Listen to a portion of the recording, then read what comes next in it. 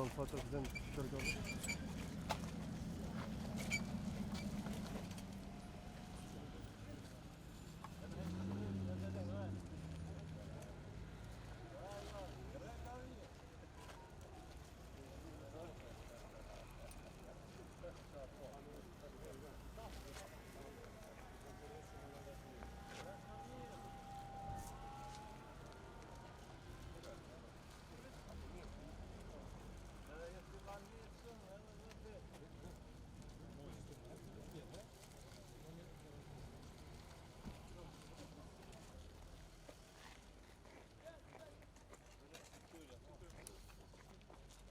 Bashkë me qytetarët tanë kryem një aksion simbolik.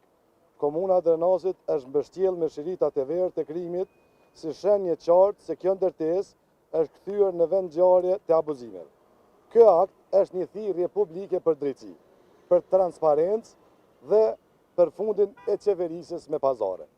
Nëse kryetari në ikje e ktheu komunën në vend të krimit, qytetarët shënuan sot si të tillë dhe kështu do të mbetet derisa drejtësia të veprojë.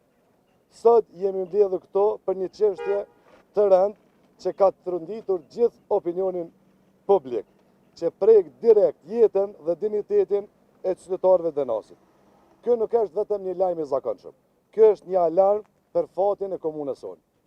2 ditë më herët, opinioni publik dhe komuna jonë u shokuan nga një audio incizim të rënditshëm ku kryetari i largimit Drenazit dëgjohet duke bërë pazare me tokat e komunës sikur të ishin pronë personale e tij, duke llogaritur milionat përfitime me pasurinë publike. Ky skandal nuk është rasti. Është fotografia e pastër e qeverisjes së tij. Kur populli numëron centet, kryetari numëron milionat. Ai që thirrej në qeverisje me duart e pastra, tash po del se duart i ka pasur thellë në xhepat e qytetarëve të Drenazit. Ky është një akt skandal i paprecedent. Ky është turp institucional. Ky është abuzim flagrant me detyrën publike dhe me pronën e qytetarëve. Tokat e Drenazit janë pasuri e përbashkët e qytetarëve tonë, jo e bankë private askujt, e aq më pak e kryetarit në ikje që është i obliguar të mbronte ato. Këto nuk kemi të bëjmë me gabime, kemi të bëjmë me grabitje të planifikuar. Kjo është dëshmia që korrupsioni ka zënë rrejnë deri në zyrën e kryetarit në ikje, i mbjellur po ngaj. Ndërkohë që në incizime dëgjojmë pazare me shifra marramendse, përfitime 20 milion, 15 milion, 7.5 milion euro, qytetarët e Drenazit ende nuk kanë ujë të pishëm.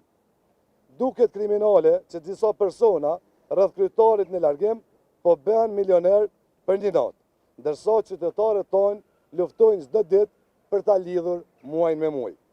Është e papranueshme që derisa fëmijët tonë rrishten pa kushte elementare, disa e shndrojnë komunën në bankomat personal.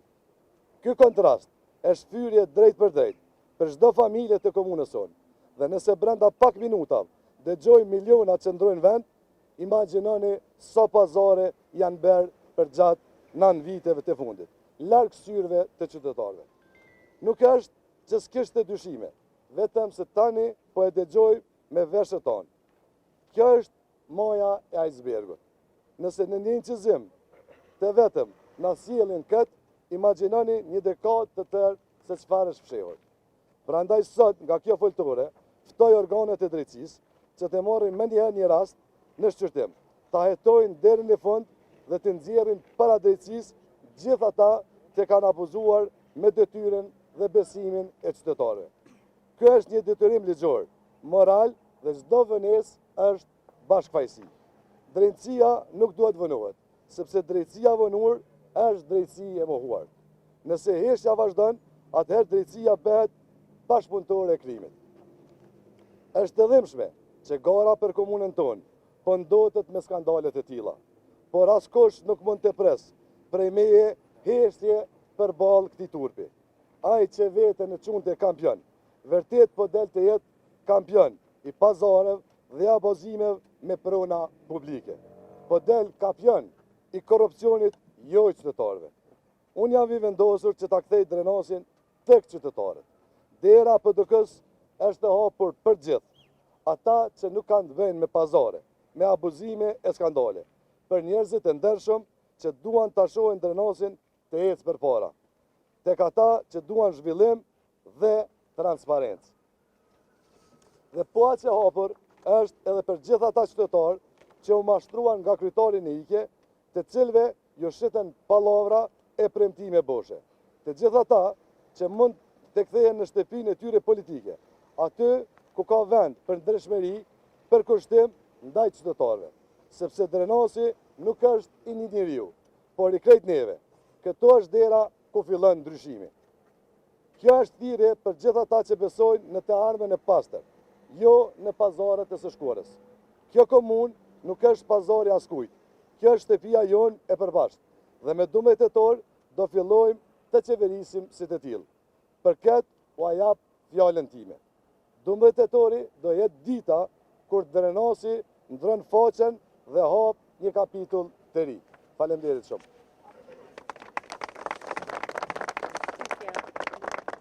Është e kohë tentativa për të shitur i ndershëm e duke munduar të jep konotacion tjetër. Të gjithë qytetarët e drenasit dhe Magjer e kanë dëgjuar se çka flitet aty. Aty flitet për miliona. Dhe shtrembrimi i fakteve që po tenton që ta bëjë zoti Lladrovci, do me thonë te ne edhe të qytetarët nuk pinuj. Askush nuk mund të pastrohet duke fshehur pas interpretimeve, cilat dofshin ato që janë interpretime të rreme, ku dëshmia është drejt për drejt dhe e pamohueshme.